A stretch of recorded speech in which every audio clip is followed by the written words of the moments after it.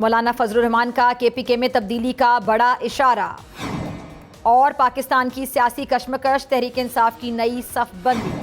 ناظرین، وزیر اعلیٰ KPK علی مین گنڈا پور صاحب PTI کے اسلام آباد سے لاہور قافلے کے حوالے سے یہ کہتے ہیں کہ یہ قافلہ پنجاب اسمبلی سے نکالے گئے نمائندوں سے اظہار یکجہتی کے لیے ہے، احتجاج کے لیے نہیں ہے۔ اس حوالے سے سلمان اکرم راجہ کہتے ہیں کہ لاہور میں پارٹی رہنماؤں کے ساتھ ملک کی معاشی اور سیاسی صورتحال پر گفتگو ہوگی۔ چیئرمین PTI بیرسٹر گوہر یہ کہتے ہیں کہ سینٹ الیکشن ہو رہے ہیں اور ہم نے اس حوالے سے متعلق میٹنگ کرنی ہے، مگر اس ساری پیش رفت کو دیکھ کر لگتا یہ ہے کہ تحریک انصاف ایک بار پھر سے عوامی میدان میں اترنے کے لیے تیاری کے لیے میٹنگ کری، جیسا کہ آپ جانتے ہیں کہ اگست میں تحریک شروع ہونے جا رہی ہے۔ تحریک انصاف کی نئی احتجاجی تحریک کی خاص بات یہ ہے کہ عمران خان صاحب کے صاحبزادے سلیمان خان اور قاسم خان کی اس تحریک میں ممکنہ شرکت کو بھی موضوع بحث بنایا جا رہا ہے۔ البتہ ابھی تک انفارمیشن کے مطابق والد سے ملاقات کرنے آ رہے ہیں۔ سیاسی مبصرین کا یہ بھی ماننا ہے کہ عمران خان صاحب کے بیٹوں کی یہ آمد ایک علامتی قدم بھی ہو سکتی ہے، جو نہ صرف اپنے والد کی سیاسی وراثت کے تحفظ کا اشارہ دیتی ہے، بلکہ آنے والے دنوں میں PTI کی صفوں میں نئی جان ڈالنے کی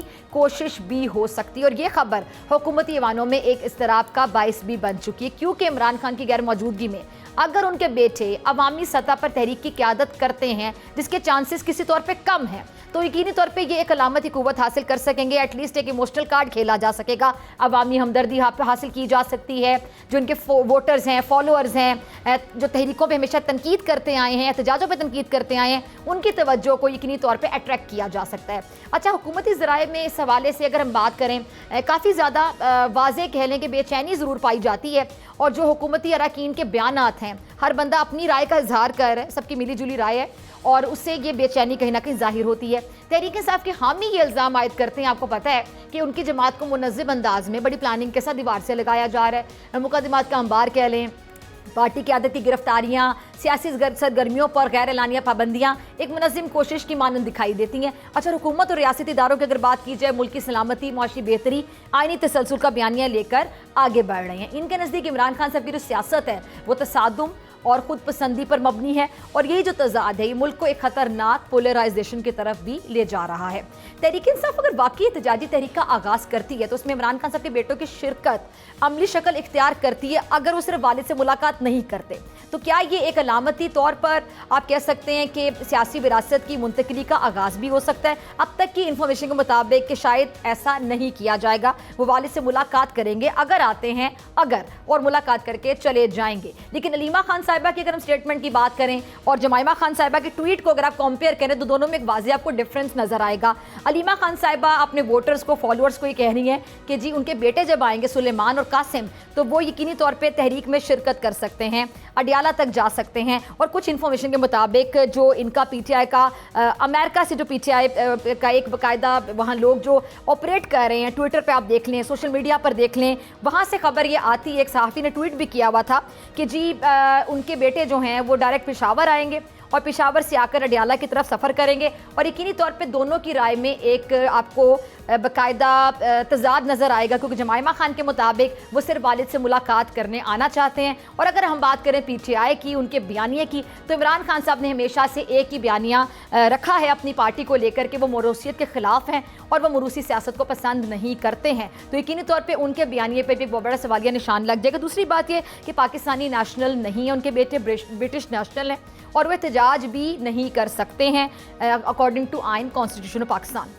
اچھا، عمران خان صاحب کے جو بیٹے ہیں ان کی جو سیاست میں شمولیت ہے، یقینی طور پہ میری انڈرسٹینڈنگ کے مطابق یہ صرف ایک ایسا آپ موضوع سمجھ لیں کہ وہ ابھی جو سینسٹیوٹی بنی ہوئی ہے سچویشن، تحریک کا بھی آغاز ہونے جا رہا ہے، اس کے لیے ایک اچھا ایک موضوع تو ہو سکتا ہے، لیکن شاید اس کے چانسز کم ہوں گے۔ اچھا، پاکستان اس وقت سیاسی اگر میں بات کروں، آئینی سماجی اعتبار سے ایک فیصلہ کن موڑ پہ یقینی طور پہ کھڑا ہوا ہے۔ تحریک انصاف کی جو متوقع احتجاجی تحریک ہے، حکومت، مولانا فضل الرحمان صاحب کی سیاسی جوڑ توڑ، ریاستی اداروں کا کردار، یہ سب ایک ایسے بیانیے کو تشکیل دے رہے ہیں جو آنے والے چند مہینوں میں ملک کی ڈائریکشن سمت کا تعین کرے گی۔ اچھا، یہ کہنا یقینی طور پہ قبل از وقت ہوگا کہ PTI کی جو احتجاجی تحریک ہے کیا کسی انجام کو پہنچ پائے گی یا پھر نہیں، کیونکہ پہلے بھی جب انہوں نے کبھی تحریک کی بات کی، احتجاج کیے، تو احتجاج نے لوگوں کو مایوس کیا، ان کے اپنے سپورٹرز نے ان پر کھل کر تنقید کی، اور بانی پی ٹی آئی کے جو بیٹے ہیں ان کا آنا کتنا فعال کردار ادا کر سکتا ہے سیاست میں، تو وہ شرکت نہیں کریں گے، لیکن آیا کہ ان کی انٹری سے جو ایک سیاسی ٹیمپریچر ہے وہ کتنا بڑھتا ہوا دکھائی دے گا۔ آپ اس کو ایموشنل کارڈ پہ بھی کے طور پہ بھی دیکھ سکتے ہیں کہ ایک قسم کا ایک ایموشنل کارڈ کھیلا جا سکتا ہے۔ اچھا، ایک بات بالکل طے ہے کہ جو پاکستان کی سیاست ہے وہ یقینی طور پر ایک تبدیلی کے دہانے پر کھڑی ہوئی ہے اگر یہ تحریک واقعی چلتی ہے۔ اچھا، بانی پی ٹی آئی کے جو بیٹے ہیں ان کی سیاسی منظرنامے میں انٹری، جس کو جوڑا جا رہا ہے کہ وہ والد سے ملاقات بھی کریں گے اور تحریک کو بھی لیڈ کر سکتے ہیں اس حوالے سے، اور جو ریاستی رد عمل ہے